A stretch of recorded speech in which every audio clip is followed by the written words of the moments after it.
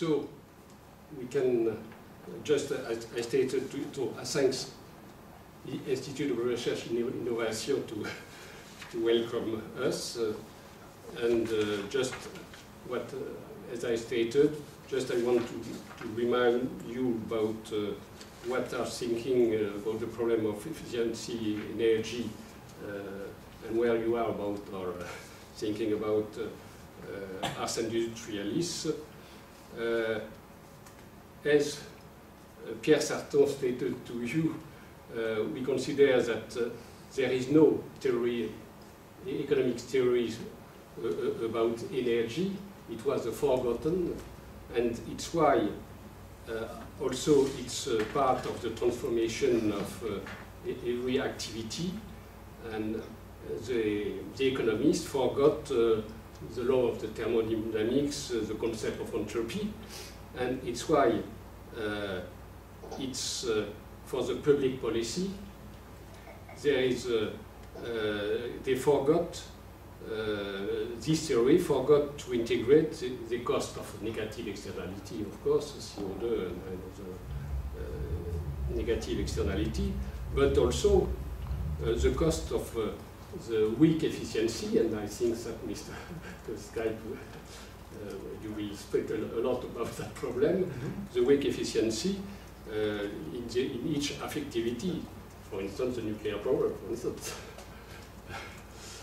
So it has a lot of cost about the choice of the public policy for the energy, because they did not include what we should call a coefficient of efficiency, energy efficiency, which could be the evidence of some kind of choice in the investment during all the life of a unit. So we are, I would say, in a new kind of revolution about technology with the open data and with the internet revolution. And just a reminder what stated Jeremy Rifkin, you know quite well, yes. I understand. We stated that the great economic revolution in this historically economic revolution happened when the communication revolution are connected with a new emergency of energy, technical energy, and which created new way of life. And also part of us, all of us, read the last books of Jeremy Rifkin, and we are completely in agreement with his thinking about, and we have to so we have to think about new tools of governance, new kind of evaluation, and new financial tools. And as we consider what should be the kind of tools of new mode of efficiency we should need,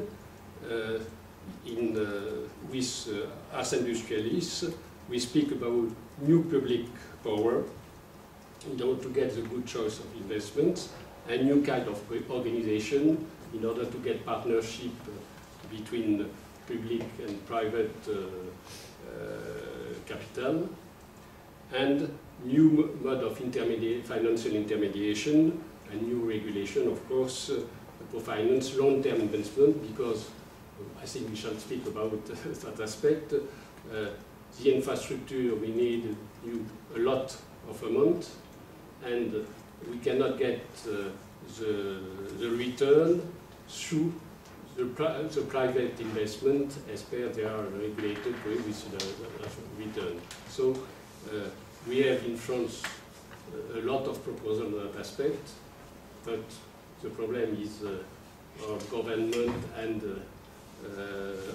on the Europe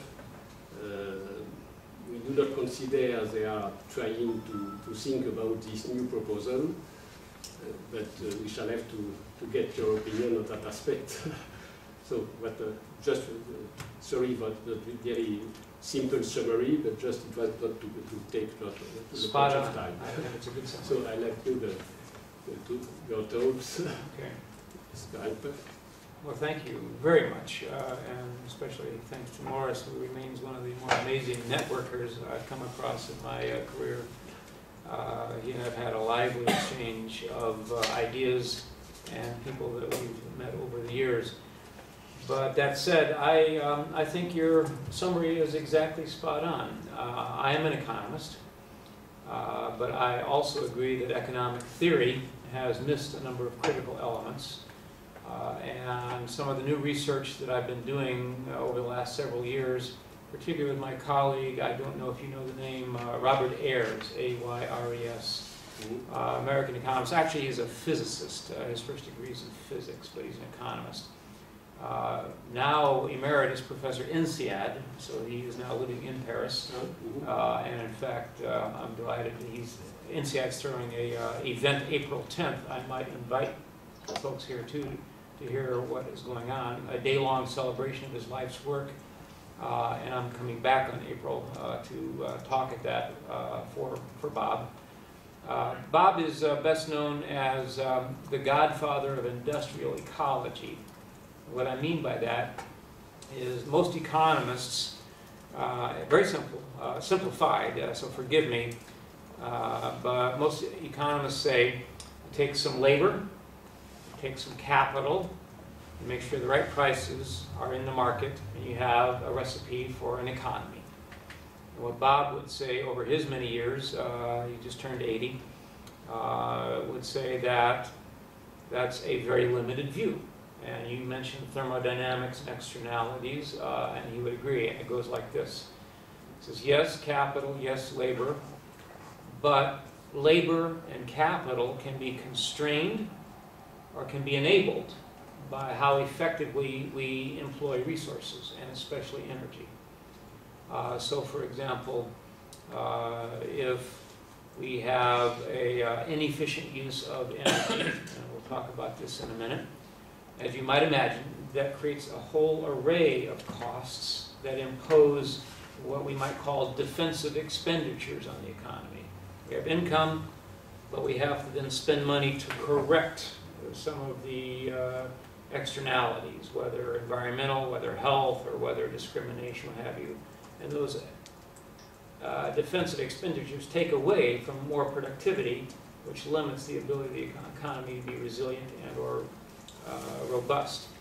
So very much consistent, I think, in what you're articulating. So through Bob's work, I spent some time with him here this past week, and I'm in town because the International Energy Agency, with whom I've collaborated over the years,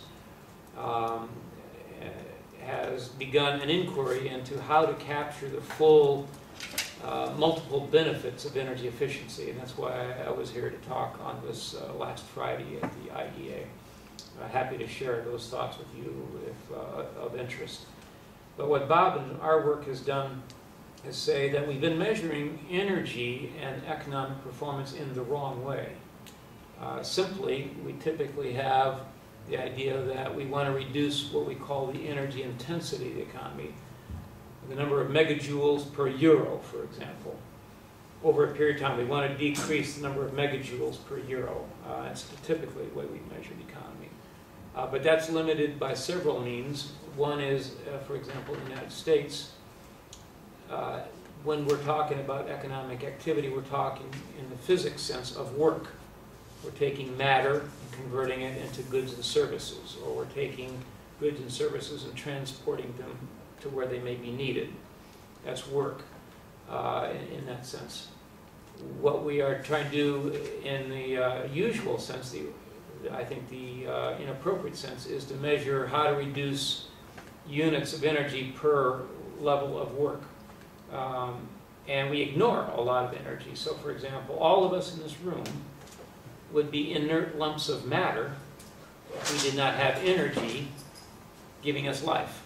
if we're not animating our activity.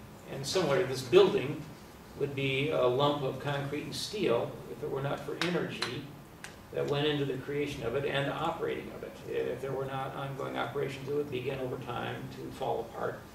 Energy is a critical element. So from an economist standpoint, we say that it's not just capital, not just labor, but capital, labor, and energy together, but a complete energy story.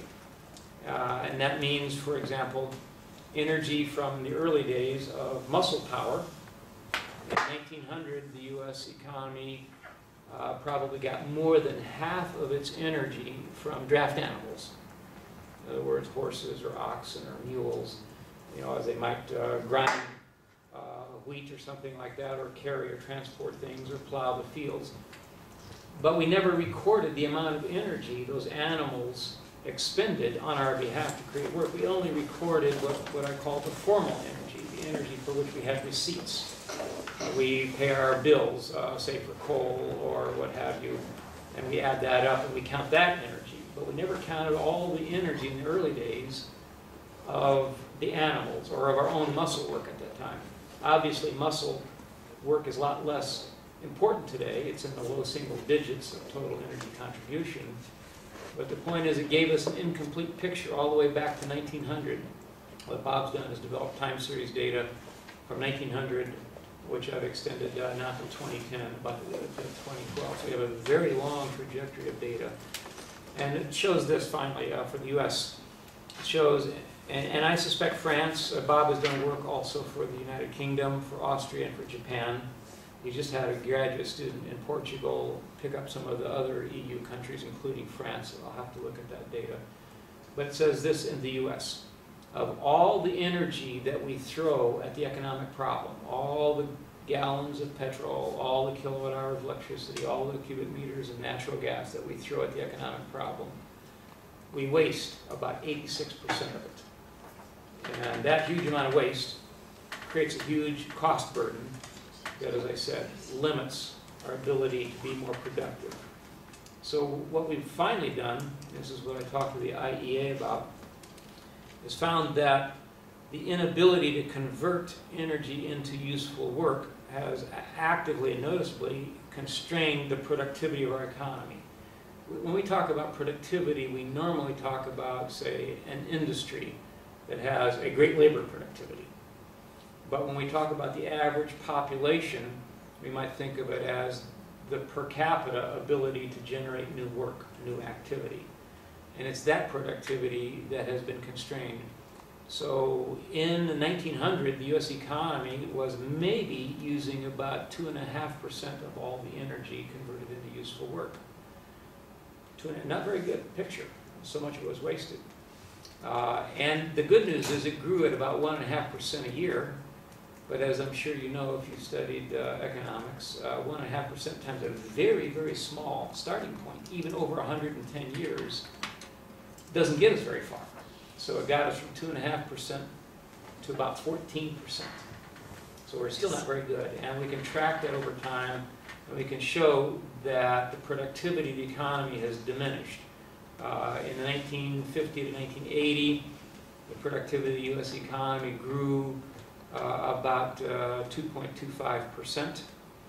But the period 1980 to 2010, it declined to about 1.7%.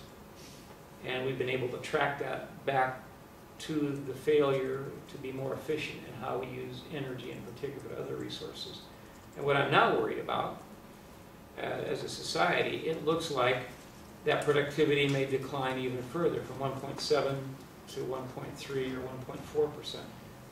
What that means is the economy may not be robust enough in the future, constrained by the inefficient use of energy, to promote new jobs. So that means people, Fanny's generation, maybe in our case 15 to 18 million fewer jobs by the year 2040. It means more people not having work, more people not having access to income, and therefore more social fragmentation. And as that social fragmentation degenerates into different wars, if you will. I don't mean wars in the physical sense, but people disagreeing and fighting each other, solutions may be less forthcoming. So not only do we have a resource problem in maintaining our economy, but we have a social problem. And so you're exactly right. It comes back to governance. We need new ways of governing. Now, you may know that the root word for governance comes from the Greek, which means to steer or to navigate. We typically think of governance as a form of government, but government is only one form of steering. Other forms we can think about: housing associations, maybe another form, or culture, change in attitudes, change in awareness, change in the social norms, maybe another form of helping to govern. And I'm suggesting, in response to the United States, the right wing, the very conservative elements who are fearful of government, if we want to be inclusive, we need to expand and look for new ways of governance, meaning new market institutions, market arrangements, or new ways of introducing information and communication and collaboration, so that we inspire more confidence that it's not just about government solutions. I personally believe government is critical, but for my colleagues on the right, we have to respond to their demands for something other than regulation and standards and taxes. I think they're wrong-headed, but we still have to address their concerns. Ergo, the need for exploring and opening up what governance means broadly. So we have two things coming together then. We have a misrepresentation of how the economy works from a very material or physical basis. And you're right, the economists have not understood the thermodynamics. They have not done a very good job of incorporating externalities. At the same time, we have a need for governance, broadly speaking. We must expand from our narrow thinking of governance being government only. That requires some new thinking. Now, the reason I mentioned that is because this becomes the reason I'm intrigued by this association, is the idea of how information communication technologies enable greater networking and collaboration that might come forward with some useful solutions, both on a material basis and on a governance level. I think that's very compatible. So this is coming to, one form of this activity is coming in the book you suggested, Jeremy Rifkin's book, and I contributed on one of my favorite chapters, I confess. I helped him with, it's called Retiring Adam Smith, the need to rethink economic theory at a very fundamental level. So Jeremy, and if I could amplify what your suggestion, Jeremy has said, you know, we can quibble about elements of this, but I think he's got a very nice way of framing it. Anytime you have a coming together, a new form of communication with a new form of energy, you have the basis for a new social arena, but also a new basis for means of production. And so, for example, in the 1700s, yes, we had, you know, a movable type with Gutenberg, but it wasn't really until about the early 1700s that we had the printed word in the form of pamphlets and brochures that became a very active way of informing a larger group, and newspapers, early newspapers. So the printed word was the new form of communication. Then the form of energy, steam, that became the way forward, whether we're trying to keep water out of the coal mines or whether we're trying to power textile mills or what have you. And that built up some abilities, some increasing returns for a period of time, some productivity gains, if you will, regardless of the externalities at that point. But we were not enough people at that moment in time to worry as much about externalities. And I think we hit 1 billion people in the world, something like 1870, something like that. And we're now over 7 billion, so we're rapidly moving. But in the 1700s, the scale, the number of people, weren't enough to swamp that externalities became so important. There were problems. In London, diseases broke out, and we had a lot of the coal, the distillation of different chemicals, putting deposits in the air. That was worried. That's why we built taller and taller stacks. They were thinking we would just diffuse that out over the atmosphere and it went away. We didn't have to worry about it. It sort of worked, but there weren't so many people, except in concentrated areas, that we didn't worry about externalities. But that was the first industrial revolution. The second industrial revolution probably came sometime between 1870, closer to 1900. The new form of communication, telephone, telegraph. The new form of energy were two, diesel or internal combustion engines, for better and for worse, and electric generation. And those came together to form. And we're still living off the residuals of that second industrial revolution. And we're coming up against conflict with people who are heavily invested in the second industrial revolution, even as returns are diminishing. So the evidence is becoming to bear that indeed returns are diminishing. It's harder and harder to generate economic activity in the old ways. So two things there. That means we need to think about what Jeremy calls the third industrial revolution, the new form of communication, no surprise, not just the internet, but two-way proactive communication, so that I'm no longer a consumer of information, but I am a producer, and I can interact. I can help set terms. I can negotiate. I can set my limits and be out there actively in the market. So digital, internet, smart, two-way communication is the new form of information. The new form of energy, Jeremy suggests, I strongly argue, and no surprise, are distributed energy resources. Increasingly, we've gotten to the point where when Thomas Edison, was doing his thing back in the early 1900s, and his former executive assistant, Samuel Insull, who was a person out of England, came over to work with Edison, set up then the early, what they call traction companies. Those were generators to provide electricity for streetcars and things like that in the early 1900s. And then you had over here electric lighting.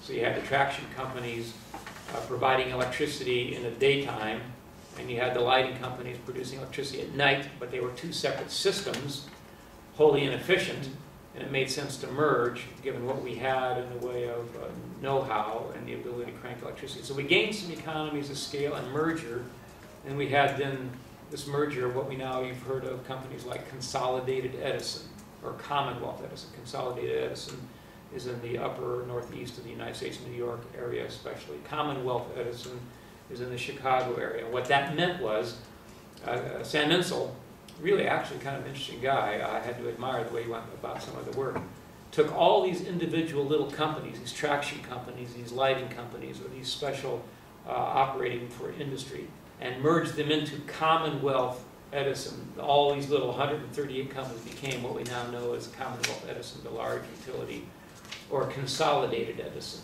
All these little companies became the Consolidated Major Corporation, and that's the way we operated. But since 1900, the good news is we have better materials, we have better designs, and we have a better integration to operate at much more of a decentralized basis. So with that in mind, so in the cusp of the third industrial revolution, I say in the cusp, the technologies are beginning to be there, but we haven't realized their full potential. So the need for new governance to begin moving the policies ahead that encourage the right kind of investments. Jeremy has got then what he calls the 5 pillars of the third industrial revolution, building on these concepts: new communication and new forms of energy. The first pillar, I argue with Jeremy, I finally got him to admit, the foundation of all this should be much greater efficiencies. Primarily, he was thinking just the 5 pillars, but now I've gotten him to be grounded a foundation of efficiency underpinning all of this. But that said, the first pillar is buildings as power plants. I've amended that to say structures as power plants. It means if you have a structure or a building, you've got photovoltaic systems or other means of converting light or other resources into electricity as part of the operation of the building, whether to meet its own immediate needs or to provide surplus power that might go out over a microgrid or an area grid so that your neighbor or some other business can take advantage of your excess power at that time. So that's the first pillar. Structures as power plants. There are many different ways to imagine that.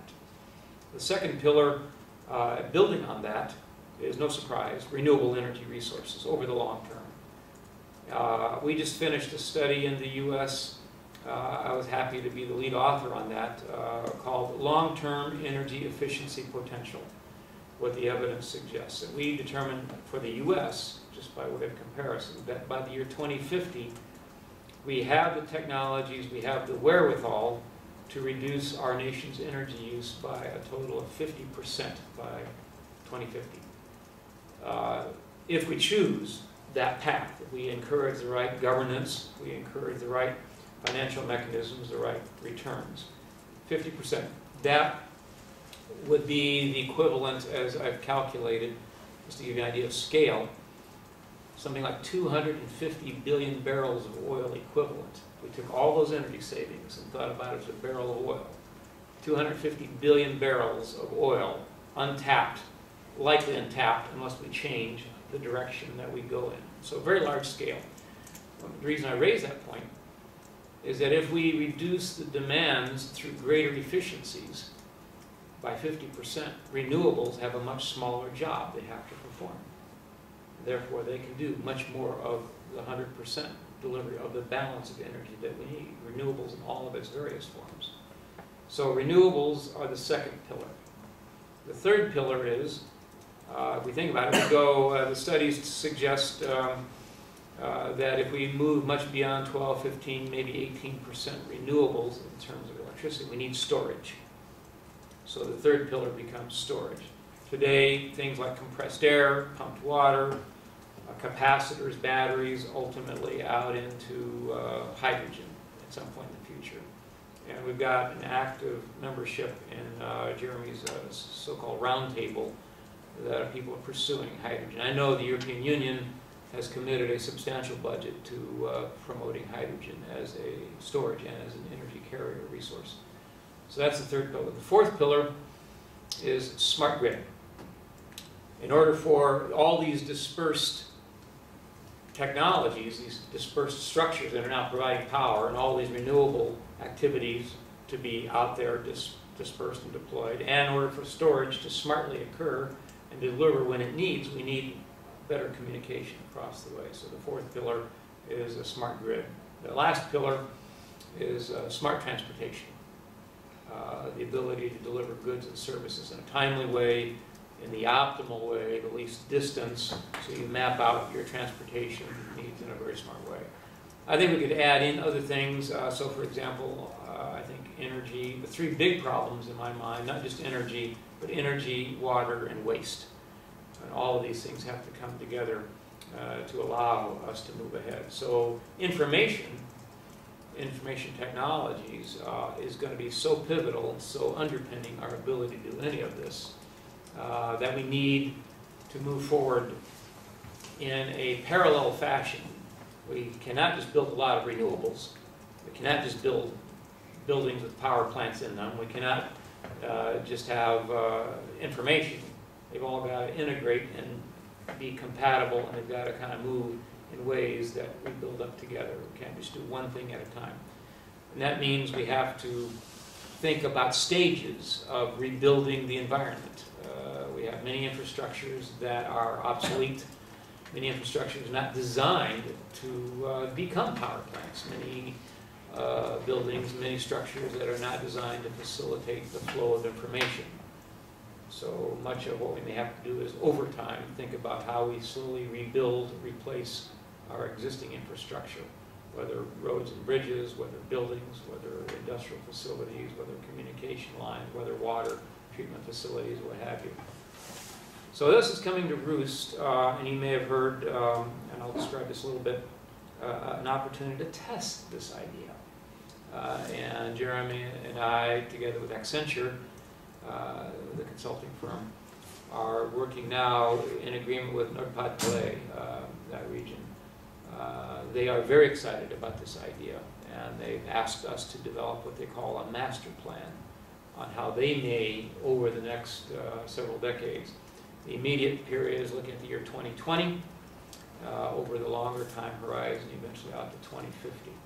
So to have some immediate success, we're talking about projects that might get underway in 2014 with a slow build to 2020, re-examine how 2020 looks so that we can then finally lay in a smarter rebuilding of that region so that by 2050 we have more employment, we have a much more sustainable, much more resilient economy founded on those principles. So right now, here, we have the ability to test this idea real time.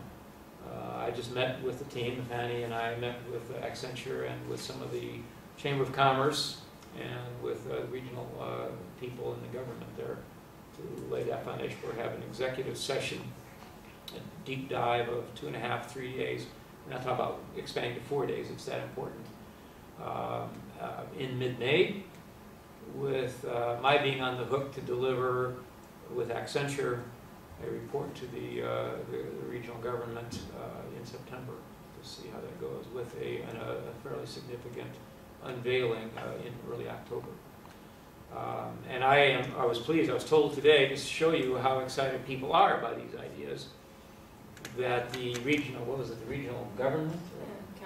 Regional council unanimously voted to move to the third industrial revolution. I don't need to tell you what that region has been like. You know, they were formerly a coal region and at one time fairly vibrant, but they're lagging. And they see a way not only to move into a sustainable, robust economy, but to leapfrog ahead, not to have to go through the painful. Some of it will have to be painful, some will have to be steps, but how to learn and move ahead so that they can be on that kind of footing with new jobs as the forefront, but in ways that reduce the externalities and the defensive expenditures we've talked about. And again, all of that comes back to information, communication, and new forms of governance that enable a much more collaborative approach to this kind of economic activity. So that's a lot to throw at you in English. I apologize, I don't speak very good French in that regard, but happy to take on more discussion or answer your questions or take your thoughts. Thank you very much.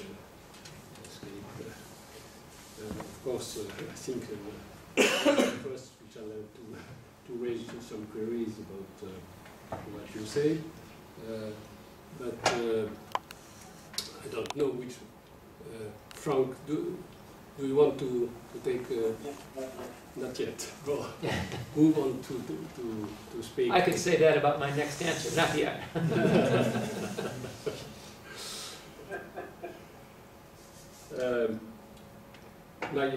So if Remy perhaps. How to say? Every time I read about the kind of book of kind of theory, very efficient, very I trust it, but I have a question. In fact, the 5 pillars you talked about are only it's a technical pillar, exactly. Except perhaps smart grid. We'll talk about a little bit further. The question is for me, for what kind of services? I mean, as long as everybody wants the same thing, everybody wants new smartphone, everybody wants new clothes, everybody wants new things. I'm not sure the increase on efficiency will be enough to solve the problem. On the opposite, we are living in France crisis, and we can see some changes of behavior. I mean, the increase of exchanges of used things. In France, there is a site, Le Bon Coin ou eBay, which is another way to consume. And my question is, is it the way to increase efficiency is the first pillar? Is the second, perhaps the second pillar would be global change in the behavior of everybody. Another way to say the same thing is if we are thinking only as US people or European people, it's only a part of the world problem at the world scale. If you imagine everybody on Earth wants to live as we are currently living in West economy, Yes. it would be a gap, even if we have 50%, if we succeed to have 50% economic efficiency, it would be great. But even with that so huge figure, it could be not enough to solve the problem. The question now, my question, you are, if I believe you are going to go in north of France, and what kind of what are you going to tell to this region? Help. But is it only technical solution, or do we need social solutions in order to solve the problem? You ask a very good question. That's a very important thing I should have probably brought out in the first place. You're exactly right.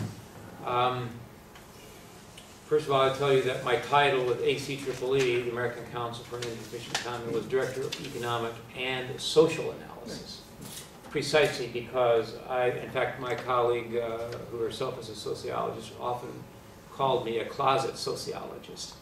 I'm not an economist at all, although I can read, write, and speak it, but I really am more of a sociologist, because I do think there is a need to move away from consumption, really, into more satisfaction or to more services that would provide a sense of identity.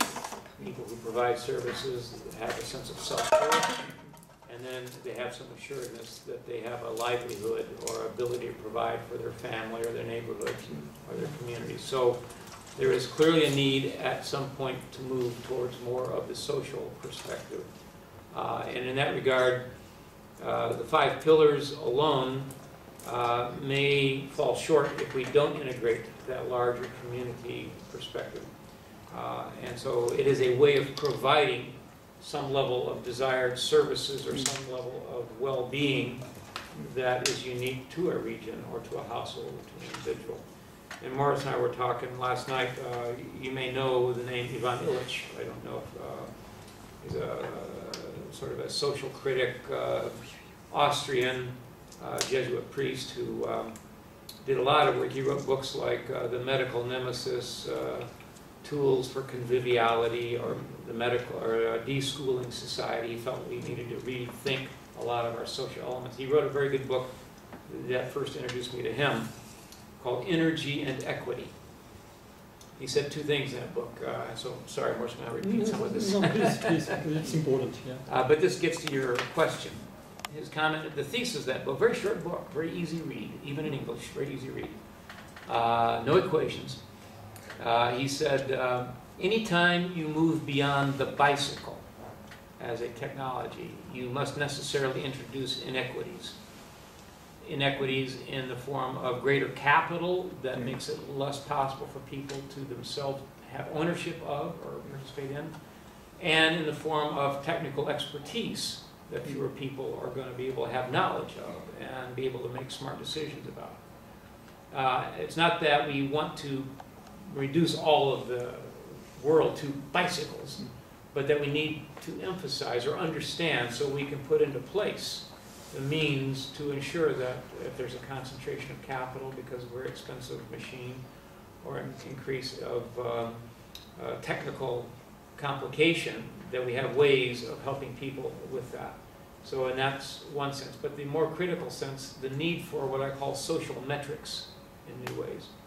The second example is a very powerful one, I think, and it gets to your point in a couple of different ways.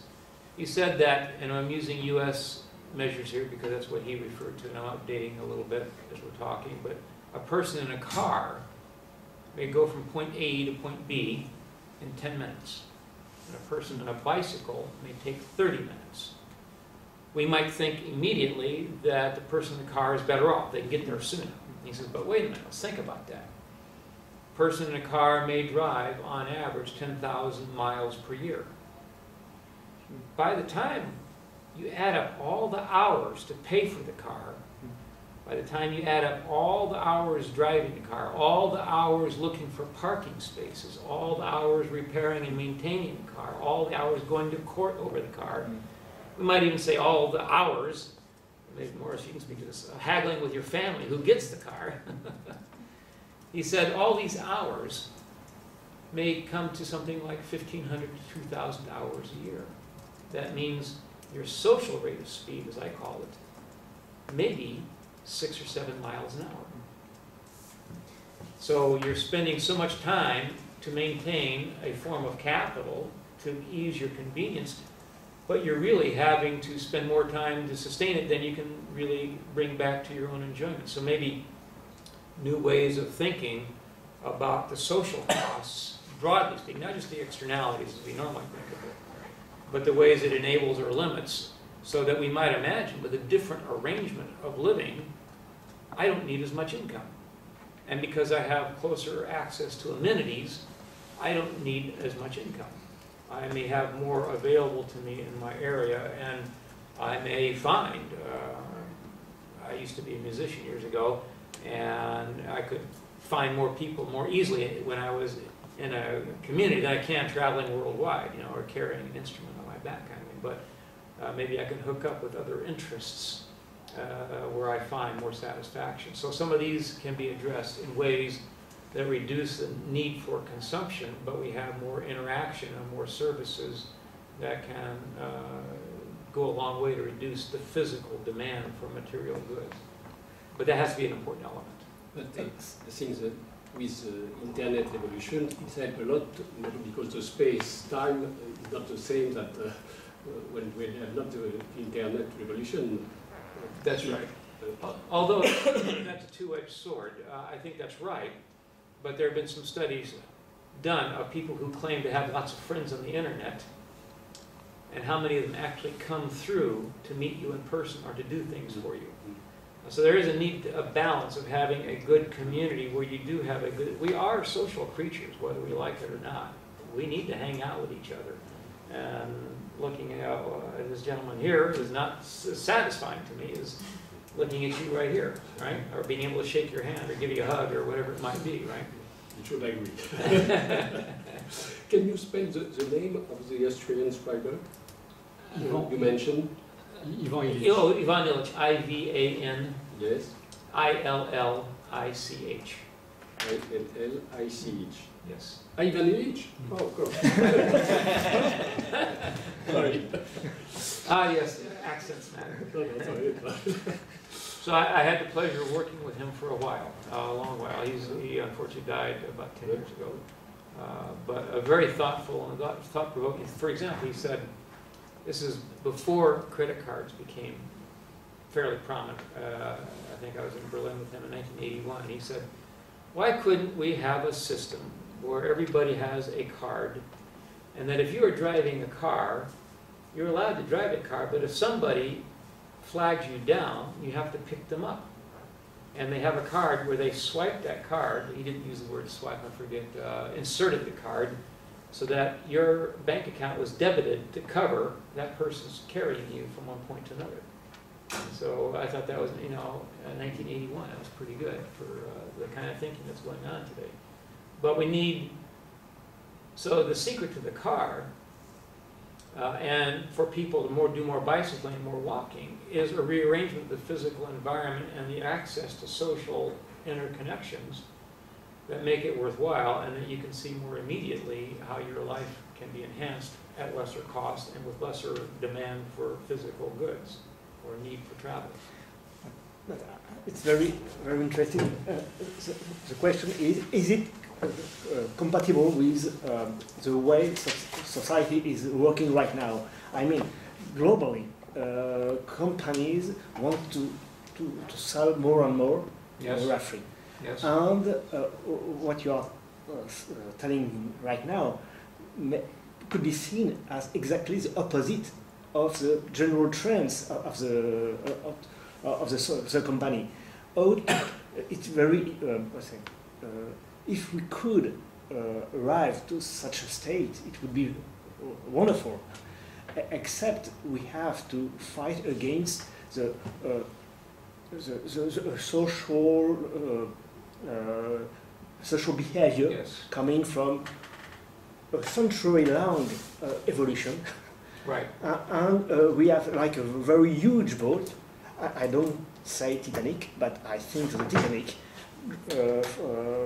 going straight right, and it's very, very difficult to change his way, and how to change the way of the boat where we are. Right.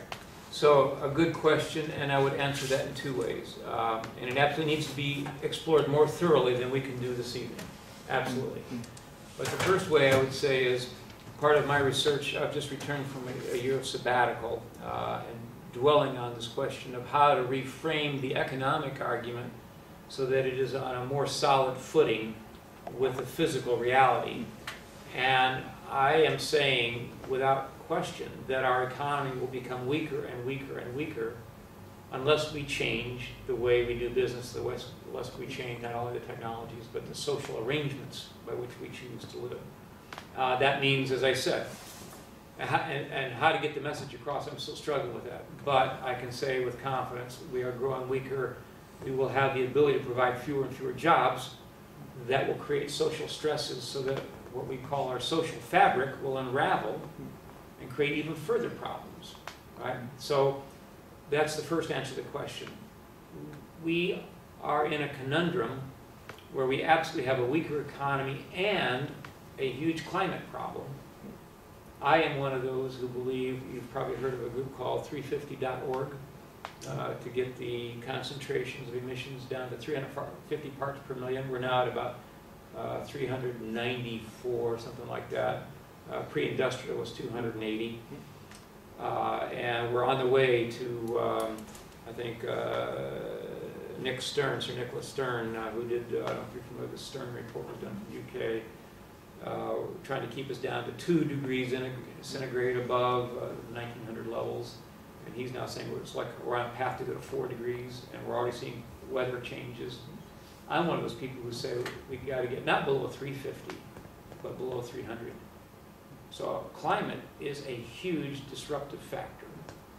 A slumping economy is going to be a very disruptive factor, and we absolutely need to increase efficiencies and resource utilization to solve both problems. We can't solve one and then the other. We have got ourselves into a bind where we have to absolutely do both together. How to impart that insight so that people are more willing to change, I'm going to have to leave that to my colleagues in sociology and anthropology to help us wrestle with that question, marketing as well. But as to your question on the firms that make money off the sale of commodities, we're already beginning to see a shift. I have 2 things as example. Electric utilities might be a first good example.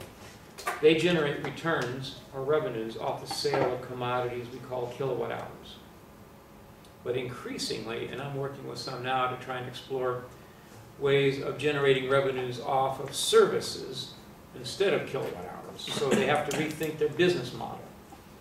Instead of earning a return, so many mils per kilowatt hour, they earn a return on the service they provide their customers to meet the same kinds of demands for services they currently have. But there are some disruptive technologies at work. I don't know if you've heard of a technology I'm quite intrigued by. I have a wonderful commercial. I'll share it with you if you want, called SodaStream. SodaStream is the ability to show you the decentralization here and what's possible in ways that were never before. SodaStream is nothing more than you in your own home being able to create your own soda drink. Cola. I don't know this is a good thing because colas are bad for you anyway. In the U.S. we're overly fat as it is because we drink too many colas. But we now have Coca-Cola, we have Pepsi-Cola. We have other companies that provide drinks. SodaStream is a company that allows you to provide your own soda water in your house when you want it, exactly how you want it done. So the commercial is, I love this commercial. Well, I shouldn't say that too eagerly. It's got different examples of people pushing down to create their seltzer drink. And as they push down to create the seltzer drink in a warehouse someplace, all the soda bottles pop, dissolve. All right? So it's as if it's a threat to the existing Coca-Colas of the world and Pepsi-Colas of the world, because you now have the decentralized ability to save 2,000 bottles a year by creating your own drinks in your own home. So you no longer need the Pepsi factory or the Coca-Cola factory. I highlight that because the success of the internet and the microelectronic technologies are a huge threat. So the cola people of the world are going to need to rethink their business model anyway. Now on the utility side, here's my concern.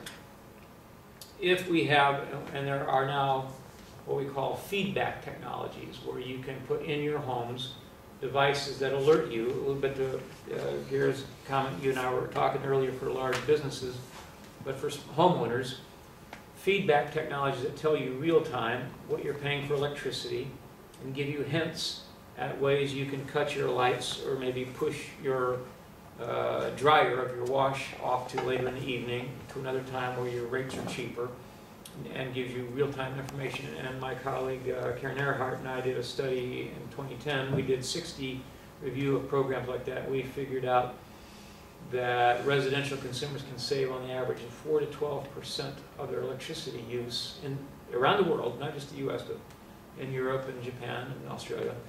4 to 12% just through feedback, just by better knowledge of what's going on, by being more aware of real-time pricing. 4 to 12%. Well, for a utility, electric utility, whether it's Electricité de France or whether it's a US utility, if they're planning to build to retrofit their facilities, to put in new power plants or to repower a station, and they think there's going to be a growth in demand for electricity, but their market erodes by 5%, that may be enough to jeopardize their ability to retire the debt. So they're going to have to rethink, and that may produce, yes, a savings of 5 or 10%, but that will also leave hanging out a lot of investment that's now stranded, as we call it. Somebody's got to pay for it. It becomes a dead weight on society. To overcome that, the new business model has to be utilities empower their consumers more as clients than as customers. So a rethinking of the business model is critically important in that regard.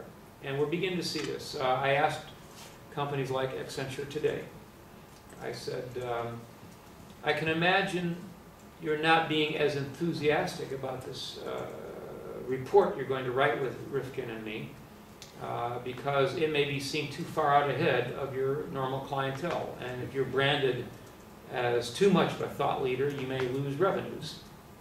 And you may be hesitant to really give this report the weight and the emphasis that's due. They said to me, we have always been willing to be innovative, and our clients expect innovation. And we are beginning to see the tide turning in big ways. And the question is really becoming how we convert the new business models to emphasize different services over time. And that's a question that we're going to struggle with. I have no magic answer.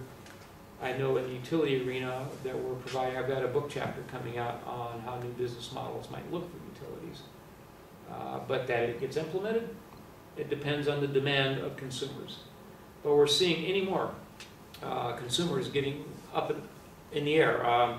Verizon tried to pay a fee, or to charge their customers a fee for paying over the internet. Consumers rebelled through the internet. Verizon was forced to change that policy.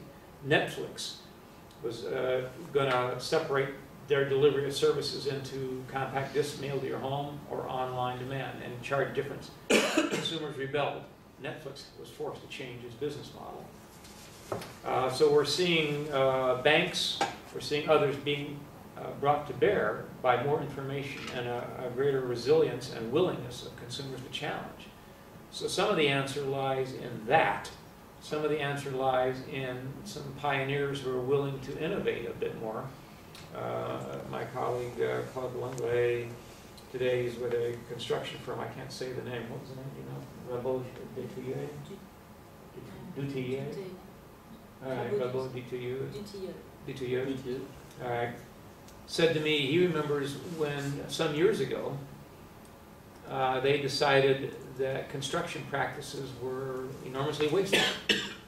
And they were discussing ways to reduce the amount of construction materials and the way they constructed. And his good friend, a major player in the company, they were good friends, was real mad at him for bringing this up. But today, it's a standard practice. All right, so we're starting to see little increments of change. How to amplify and how to ripple that through at a quicker rate, I do not know the answer. But I do know that if we don't change, we have a very heavy burden, and we have not a very optimistic outcome. On the other hand, there are lots of opportunities, and that gets back to information, governance, policies that enable an outcome so that people, it's what I call making winners out of losers.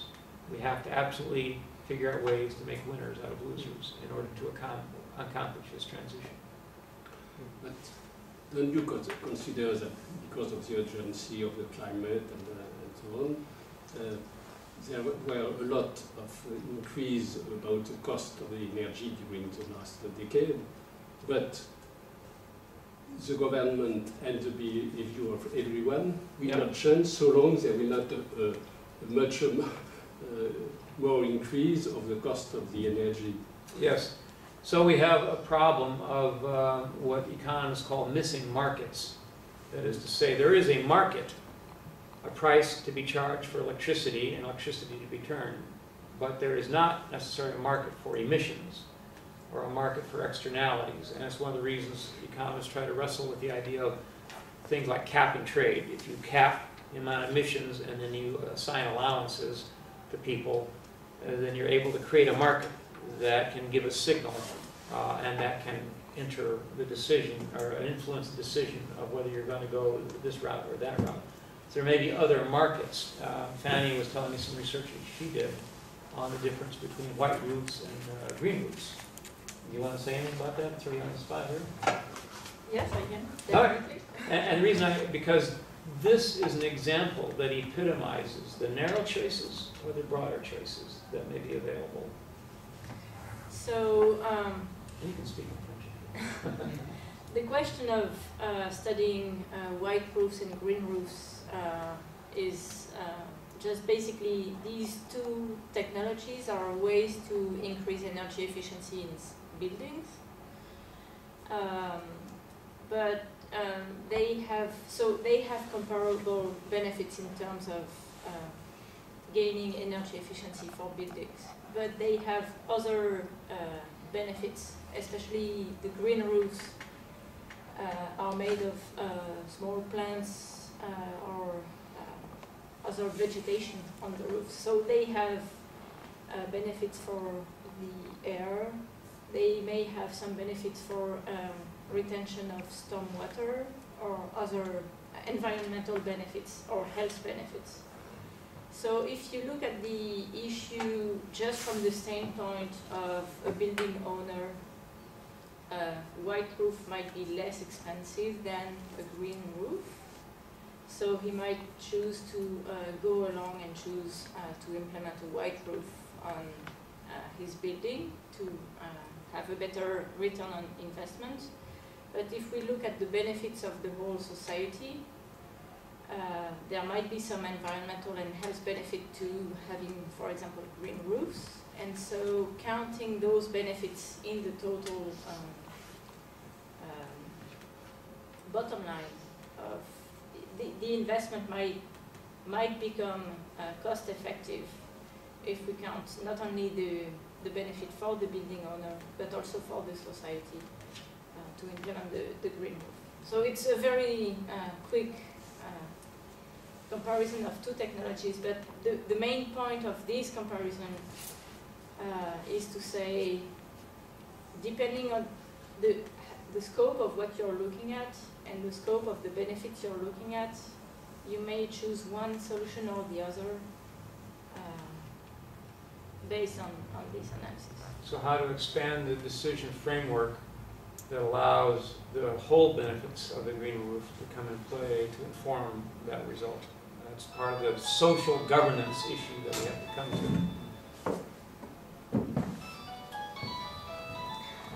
to. Question, so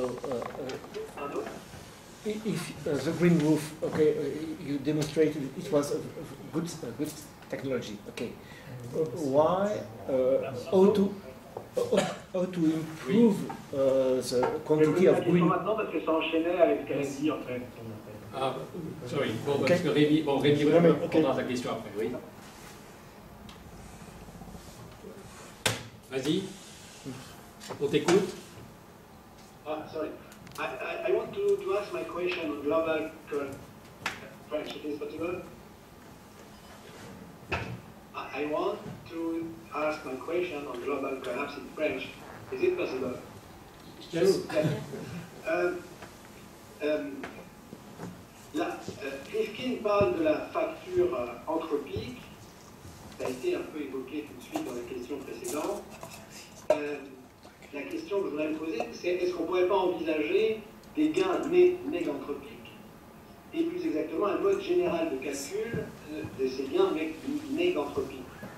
Autrement dit, il s'agirait de convaincre les décideurs pour rentrer dans l'âge hyper-industriel avec un nouveau calcul des prix qui soit en fait ce qu'on pourrait appeler par calque, comment dire, ces gains néganthropiques, une facture, j'appellerais ça une facture sociétale, qui en fait pourrait elle-même faire l'objet d'un calcul d'actualisation,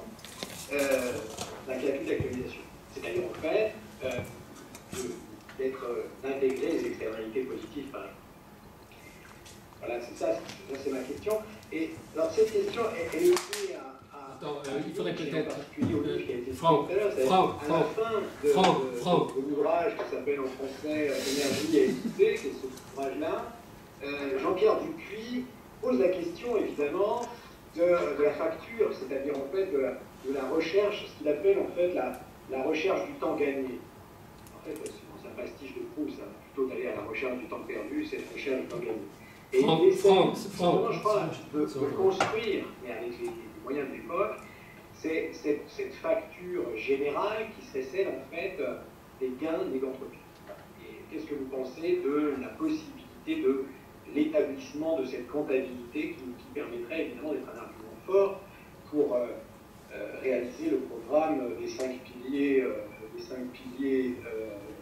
que vous proposez, enfin que Rifkin propose, piliers qui sont évidemment le recours aux renouvelables, la transformation des bâtiments en mini-centrales, la multiplication des dispositifs de stockage, et l'Internet, les smart green dont vous avez parlé pour organiser les échanges, et enfin, le dernier point, et ça c'est un point qui me semble intéressant, le passage aux véhicules électriques. Ce qui est intéressant, c'est que dans ce passage aux véhicules électriques, et je fais référence en fait à tout le texte, avec le dialogue entre le texte de Dupuis, où en fait il nous dit une chose, il dit que la vitesse généralisée, je lis un passage très court, que la vitesse généralisée de l'automobile est en général inférieure à celle de la bicyclette. Donc j'aurais donc une deuxième question, qui serait la sous-question de la première. Est-ce qu'avec le véhicule électrique, la vitesse généralisée de l'automobile serait plus en général inférieure à celle de la bicyclette? Merci. On va peut-être commencer par répondre par la deuxième question, parce que la première, La prochaine, il va falloir que je la... Franck, la prochaine fois, fractionne parce que c'est pour la traduction, c'est plus difficile. Pour votre information sur la deuxième question, je ne sais pas si vous avez pu bien comprendre, Skip a parlé de Ivan Illich sur le transport voiture et bicyclette tout à l'heure. Vous l'avez... C'est pour ça que je pose la question. D'accord. Et donc, so I will go for the second question is, do you think that in the Rifkin model with transportation with electric car, so there would be the differences would be reduced between transportation by bicycle versus transportation by electric car compared to the traditional car. So there will be a lower cost of ownership maybe it's not ownership at all, it could be only a service. It could be a use like, for example, the cars in Paris today, which are on demand, so you can use it for, you pay just for 1 hour or 2 hours. Like zip cars type thing? Zip car type of, yeah, so that's a question, and I'll try to summarize the first question, which is I don't have the French and English book of written, so I need to. So let me just understand that question first of all. Is the question compared to today? What is the better mix of bicycles, electric cars? So when you mentioned the Illich example, so the speed of the car, the real speed was only 8 miles versus 60 or 50 miles. Right. With the electric car, the gap, or I would say the benefits of using an electric car would be more significant than a traditional car to the environment. All right, so a couple different elements. I raised the Illich perspective initially to underscore the need for better social metrics so that we understand the time commitment to pay for a car, whether electric car or conventional car. You still have to pay for, you still have to repair, you still have to go to court over, you still have to look for parking spaces, presumably. So it's the time element that was the real comparison to establish what I call the social speed. All the energy and all the time necessary to pay for and operate a car, the social speed brought it down to 6 or 7 miles per hour. The externalities, meaning the air emissions or the carbon emissions, will depend in part on the source of the electricity.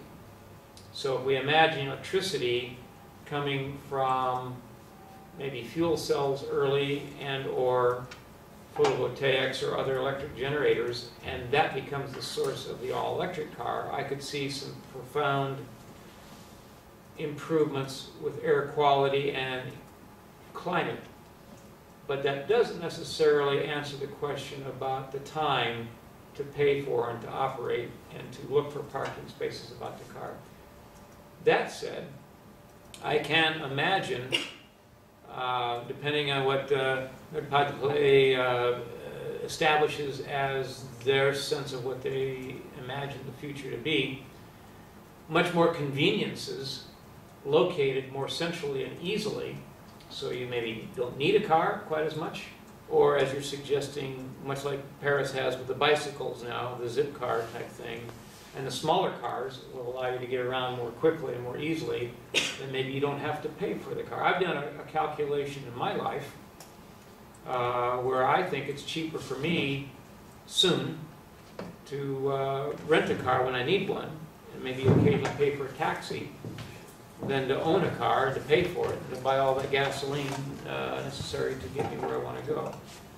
So two aspects of the answer, just to summarize quickly. One is the time commitment involved in owning and operating a car compared to a bicycle, and the amount of income necessary to compensate for that time. And the second are the various environmental elements.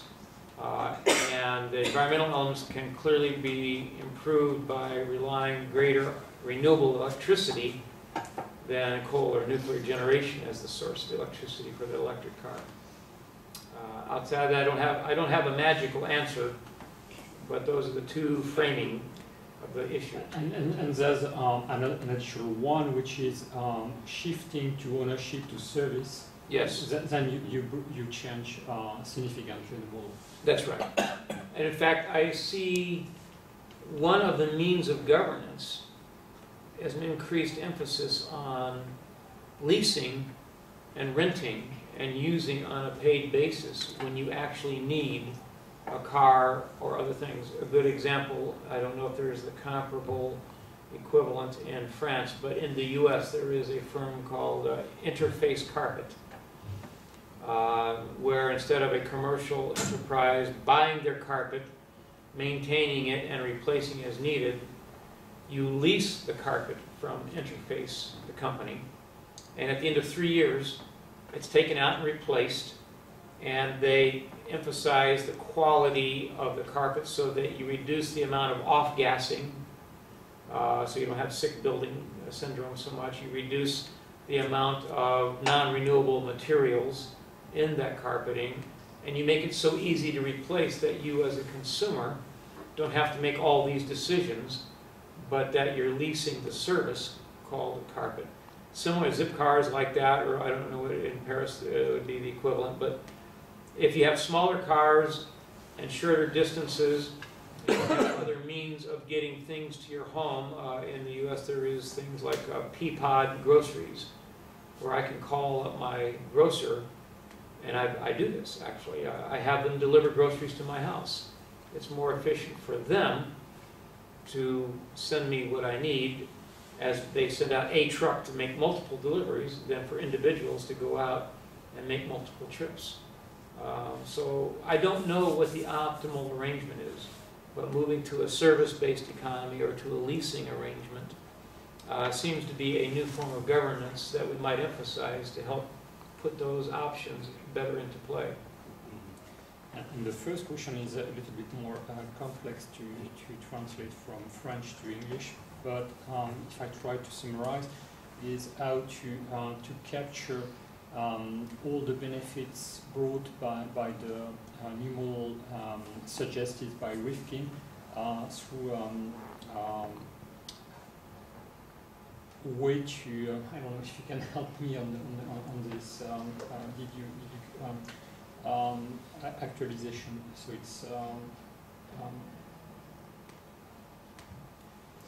it's a way to integrate all the benefits, but not only at I would say at pure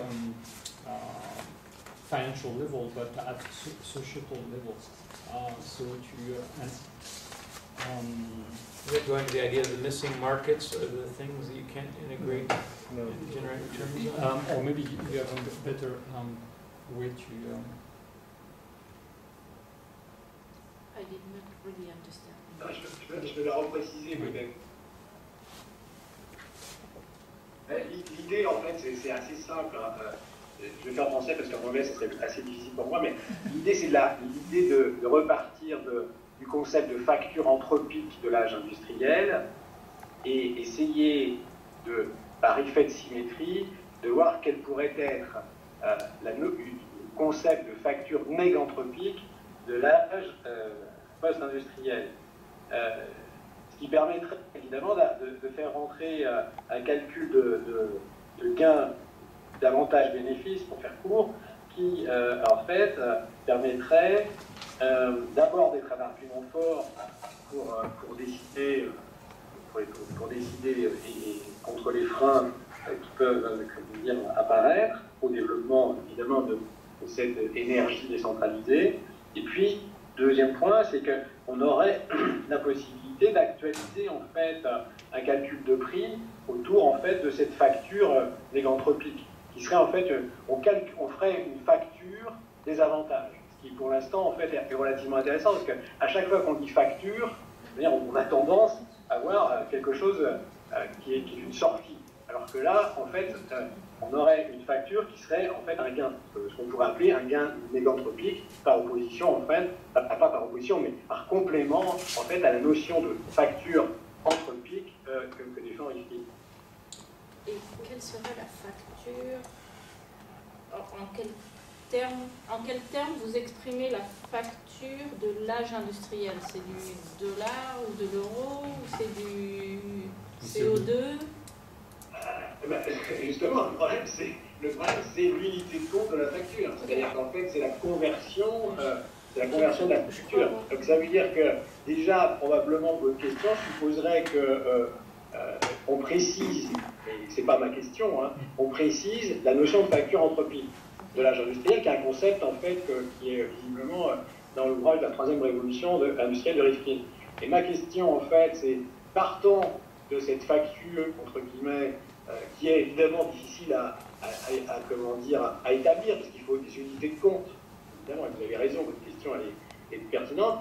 L'idée, c'est au niveau conceptuel, c'est-à-dire on n'est pas encore dans l'ordre de la mesure, c'est-à-dire en fait de la constitution des unités du compte, ça serait d'avoir un autre concept qui serait le concept de facture née d'entreprise, de l'âge hyper-industriel, ce qui permettrait évidemment de faire rentrer une logique, comment dire, de l'efficiency, enfin de l'avantage ou intérêt classique que connaissent tous les économistes, et d'être un argument, à mon avis, assez clé, qui permettrait de, comment dire, de convaincre des résistances, enfin, de dépasser certaines résistances, et en montrant qu'une facture peut être, comment dire, à l'origine d'un temps retrouvé, pour reprendre l'expression, et pas d'un temps perdu, pour reprendre l'expression de Dupuis à la fin du bouquin de Je peux ajouter, Franck, que par exemple l'économiste français Michel Aguileta, the French economist, make a proposal one year ago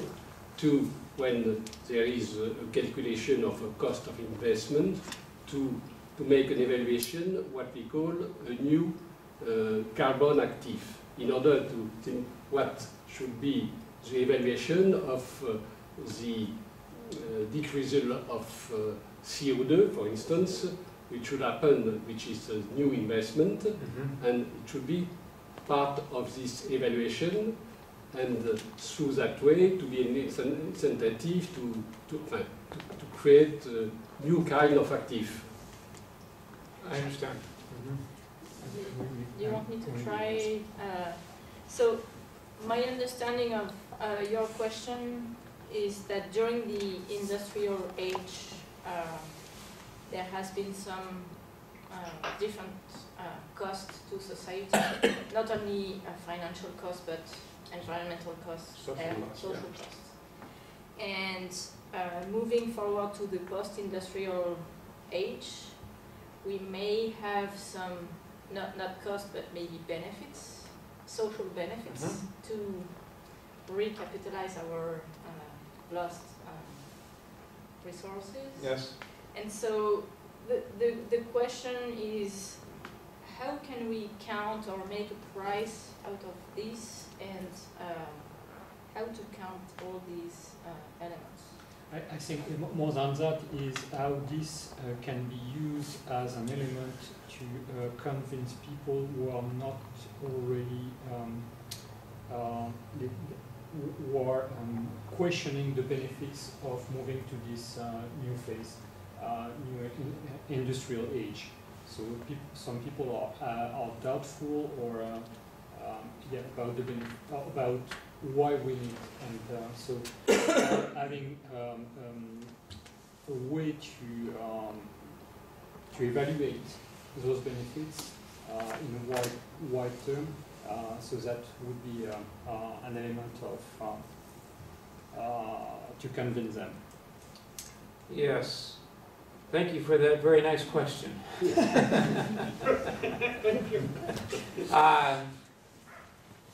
This is a struggle.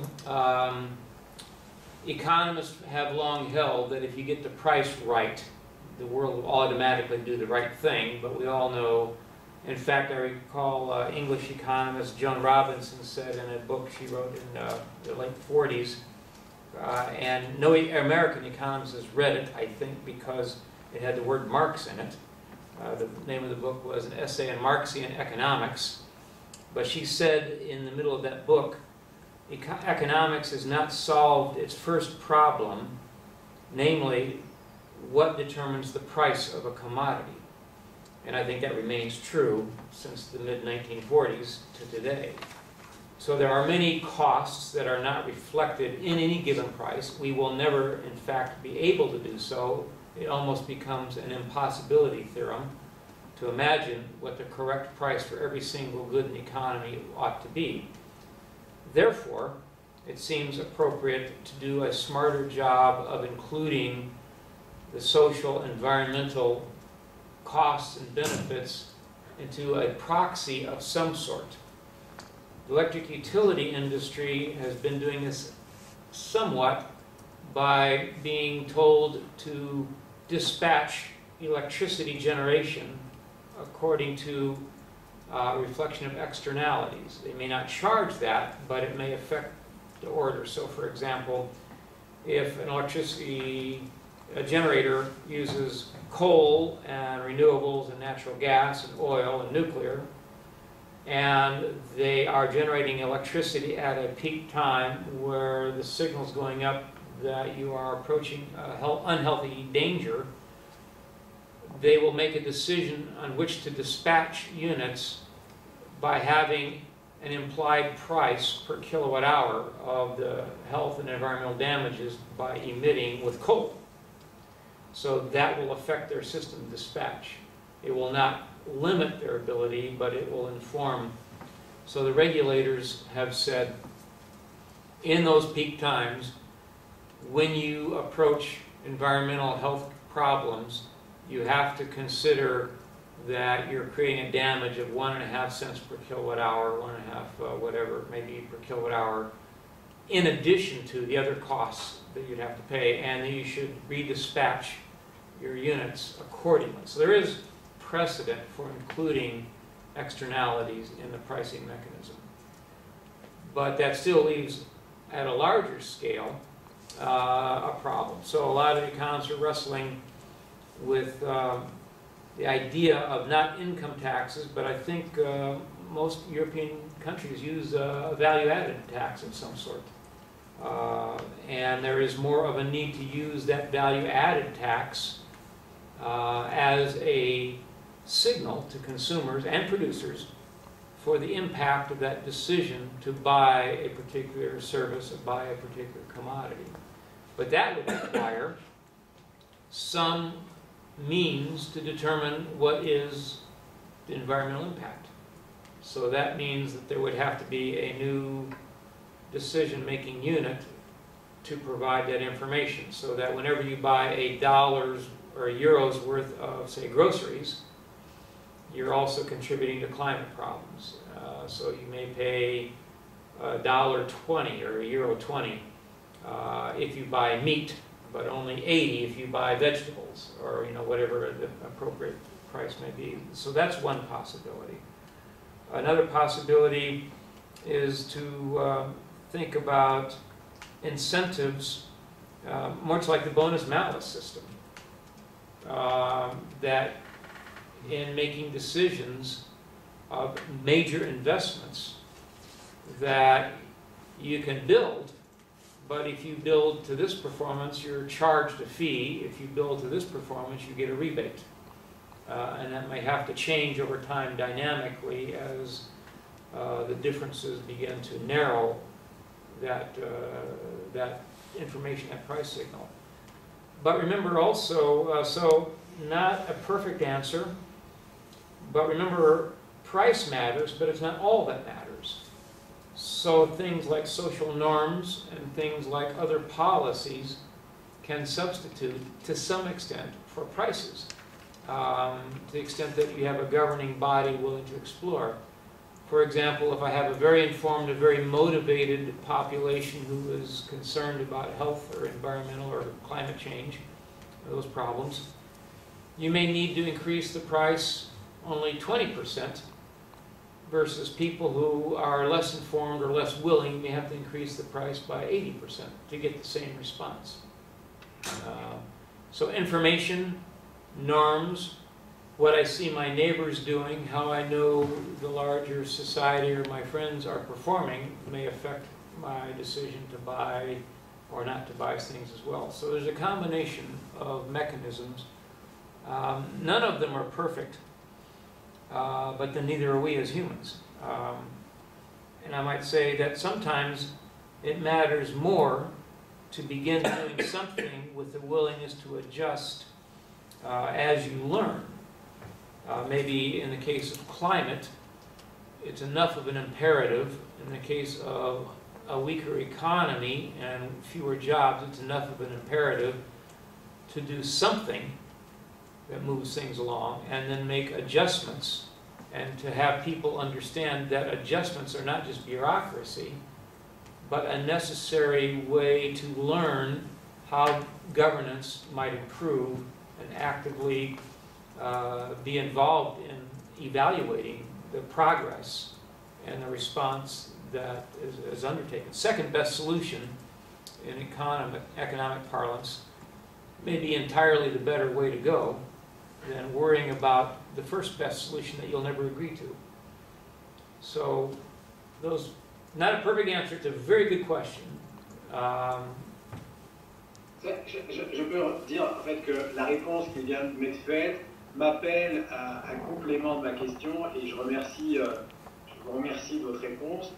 Et ce que vous venez de dire me ferait penser l'opposition suivante entre la facture anthropique qui serait, disons, destructrice pour le monde, et il y aurait une facture néganthropique qui, elle, serait, disons, fabricatrice ou constructive d'un autre monde, puisqu'elle permettrait, évidemment, de dégager, disons, un coût qui ferait que les investissements qualifieraient positivement les externalités et permettrait de retrouver une notion qu'on a perdue depuis très longtemps, parce que c'était une notion défendue autrefois par Saint-Augustin, la notion de juste prix. C'est-à-dire en fait d'avoir la possibilité de construire une autre conception du prix, pas le prix du marché, mais d'un juste prix, comme un écart à l'équilibre entre en fait une facture anthropique et une facture néganthropique. Et en fait c'est votre réponse qui m'a fait penser à ça, et voilà, c'est le dialogue, je m'excuse encore pour parler anglais, mais merci. Et ça permettrait évidemment, comme vous dites fort justement, d'évaluer les progrès. To my mind, Frank is talking about money, because money is the tool to analyze positive externalities and negative externalities. And J'entends plus. Je l'entends plus. Parle plus fort. Ah, c'est bon là.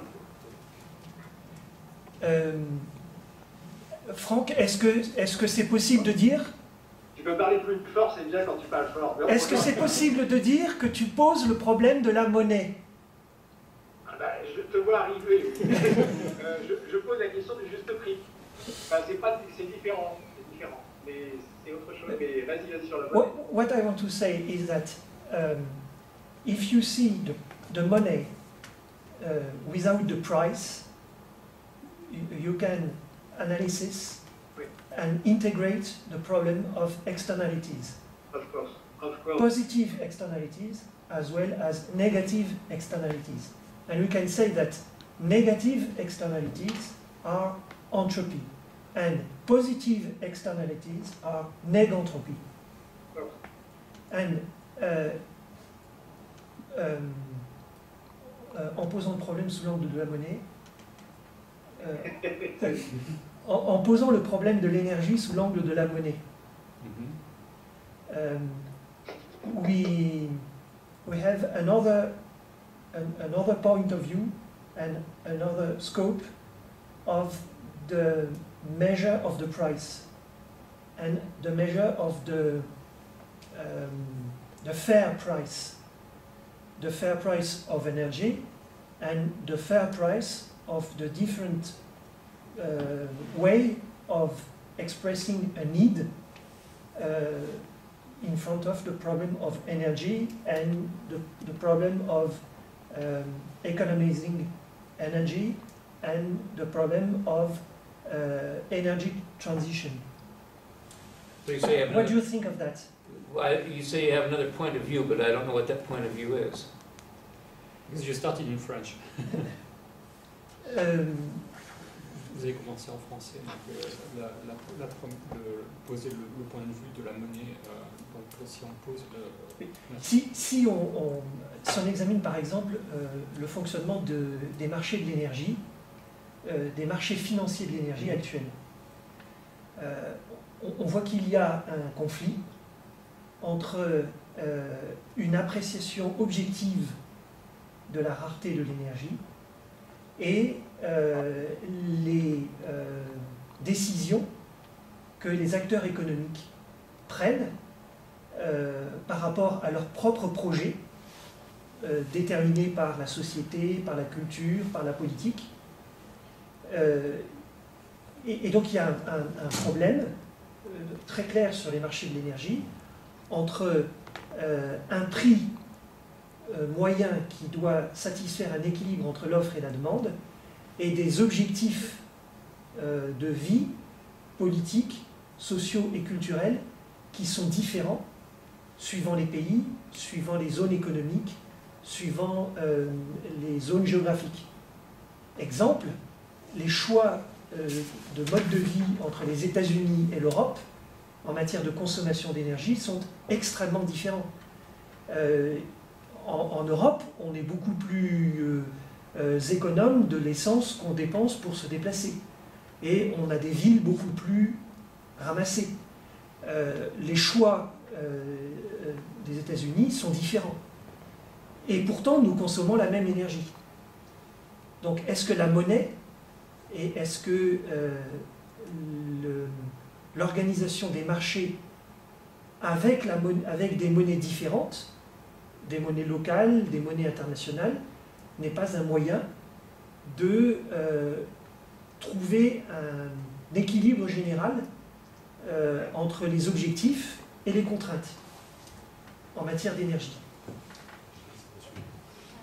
Ta question, c'est pas la mienne, ça. Moi, j'ai pas dit ça. C'est une autre question. Oui. C'est une autre question.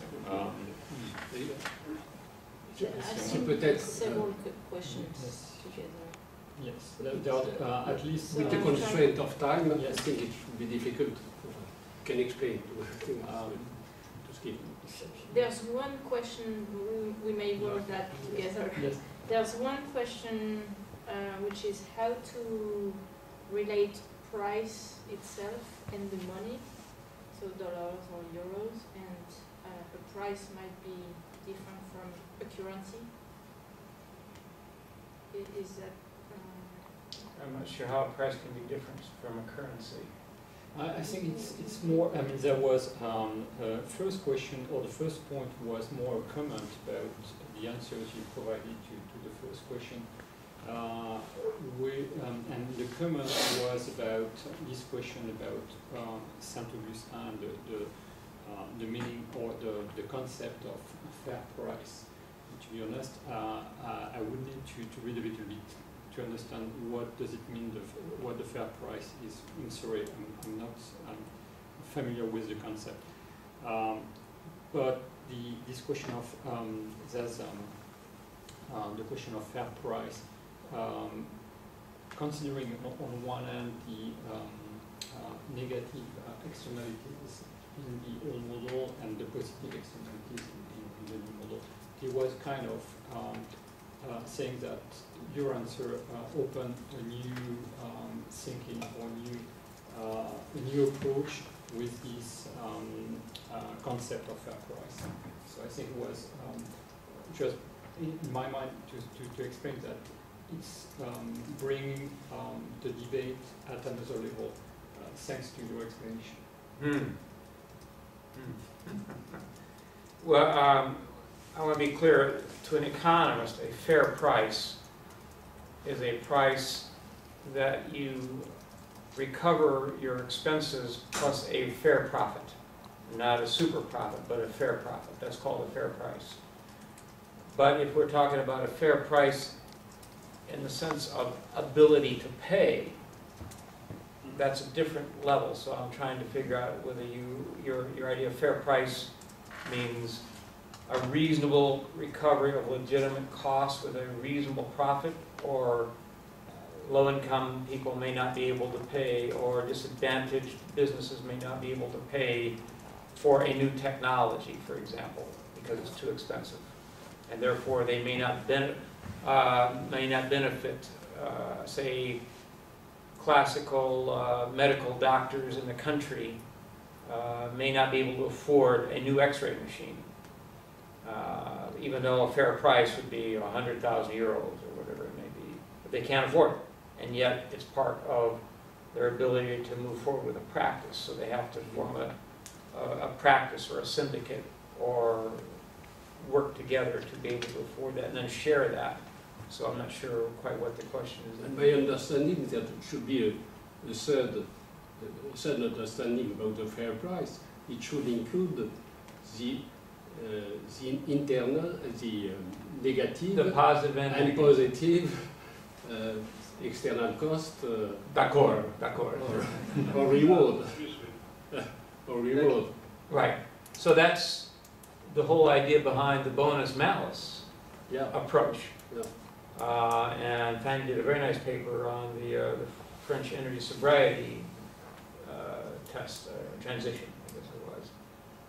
But even there are complications. So on the one hand, and part of that was what's fair for a low-income family versus what an average family may be able to afford, both in terms of the bonus they receive or the malus they pay.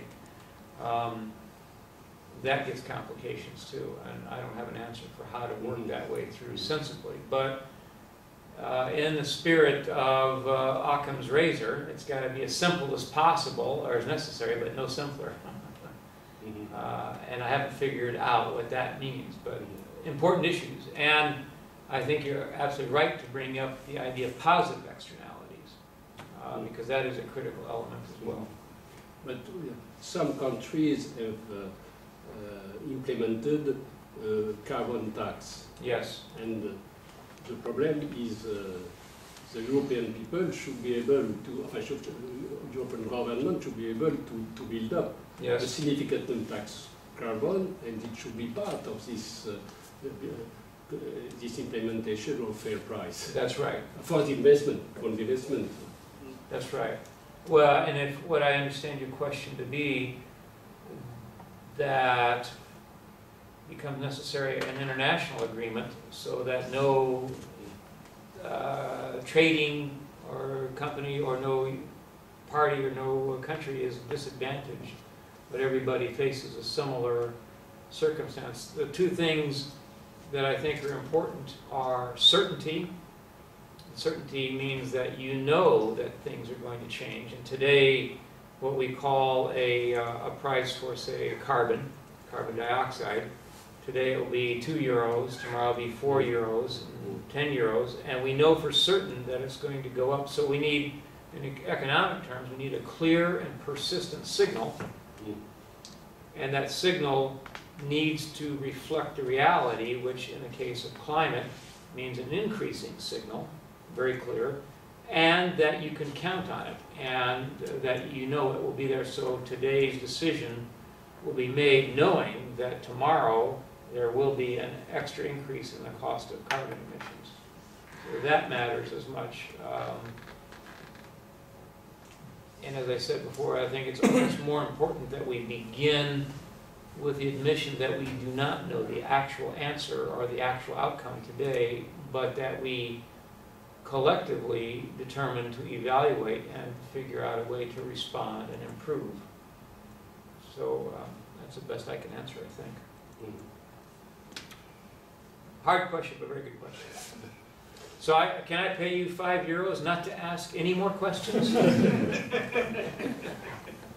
Thank you. Well, is there anybody who wants to raise a question? Because Not yet. Vincent, No, well, my practical question was referring to the French situation where we have kind of, we still have kind of monopoly on the energy. It's not exactly monopoly on the production, but it's monopoly on the distribution of electricity. And I wanted to see what would be your vision of a contributive energy production system. Should it be a liberal system where in fact we have an opening to competition at all levels, or can we imagine to continue with certain specific situation like the French one, where there is kind of public authority, I would say, public market regulating the exchanges between contributors? So that's my practical concern, I would say. That's a very good question. In fact, if we go back in economic history, there are some who say that public services, like electricity in this case, or energy more broadly, ought to be provided at a fair basis through public arrangements, and that the competition should be from other elements, that you should have common access to public infrastructure, public goods like water and services, perhaps even telecommunications, and that your innovations becoming to the market would be the basis for your competition, as opposed to opening up wholesale competition. I know that there was a real long discussion with the Polish economist,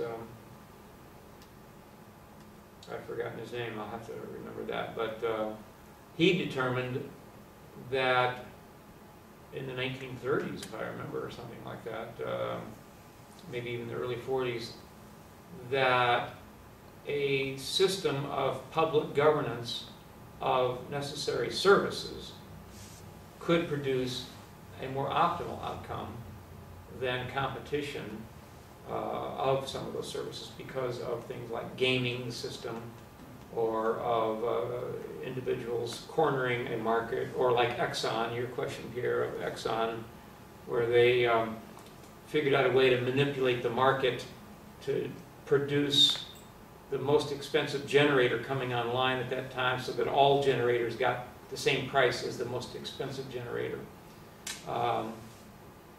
I wish I could remember his name. I'll have to think about it. But the point is, there has been sufficient evidence to suggest that an optimal economic outcome can actually emerge from a common public provision of basic services, that the competition occurs outside that boundary. And that may be the best I can answer that question tonight. But it's worth exploring, very worth exploring.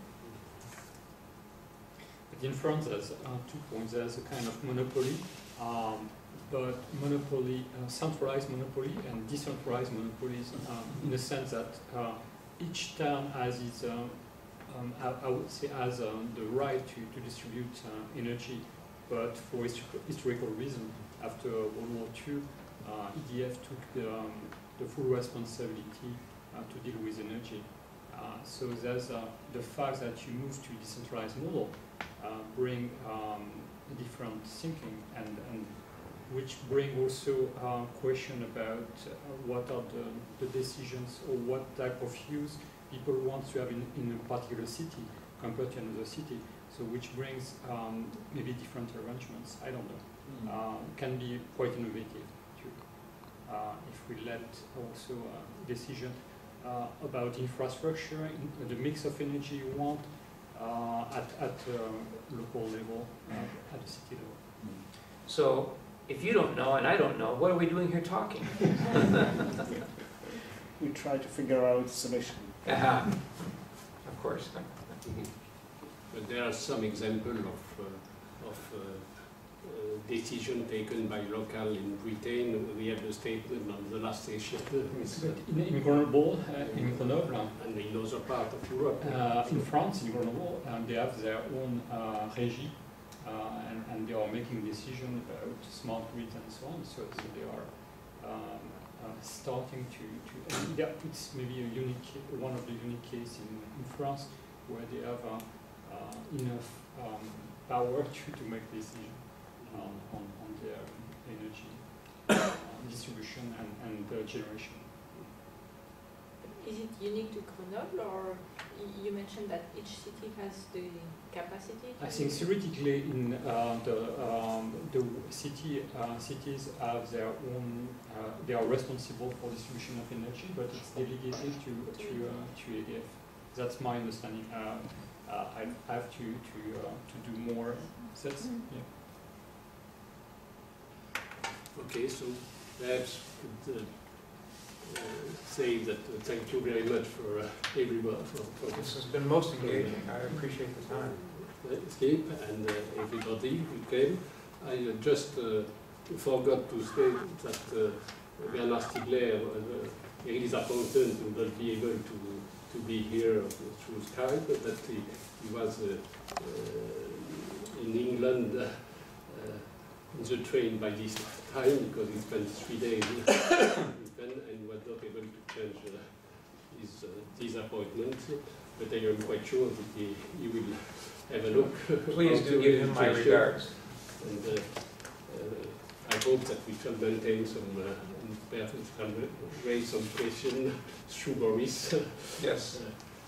We need, but I am quite sure that this session will help us in order to build up what we say about the economy of the contribution, and through what we understood and we exchange our view, it will help a lot. So thank you very much for everybody. You want to add something? Just to add that Skip will be back, I think you'll be back in April. Yeah, I've now just arranged to be back about April 3rd through the 11th, with obligations at INSEAD on April 10th.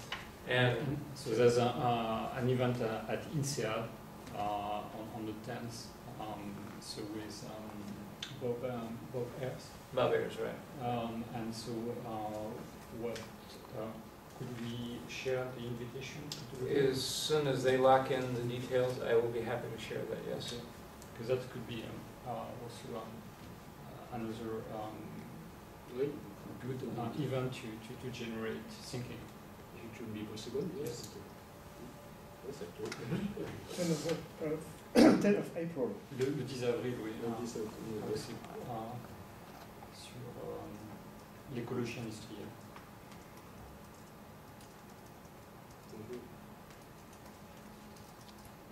Okay. And there's also, I don't know, Skip, I don't want you to take commitment or make commitment, but as soon as you make progress on recommendation for Nord-Pas-de-Calais, yeah. Is it something you could share with us? Yes. Mm-hmm. Thank you. Yes, it would be very interesting to have an example of practical manner to progress. Yeah, it's going to be a tough issue, but yes. Thank you very much. I don't know if some of you are free now in order to get just to go to a restaurant, just to. Yes.